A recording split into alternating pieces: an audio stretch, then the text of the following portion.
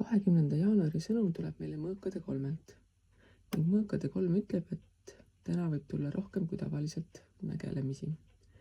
Nägelemisi asjade üle, mille üle võib-olla ei ole alati mõistlik nägeleda, kuid kui tunded üle pea löövad, siis mis me teha saame?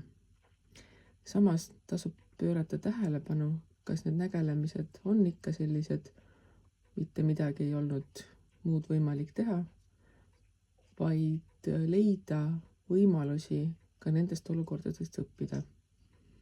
Igal juhul mõõkade kolm ütleb ka seda, et alati on võimalik kõigest õppida, vaadata ringi ja kõik see, mis tuleb nii-öelda teabena ja teadmistena, sellel on täna ka sellisem viljakam pinnas, kuhu kukkuda, kus sellest teadmistest edaspidi rohkem kasu saada.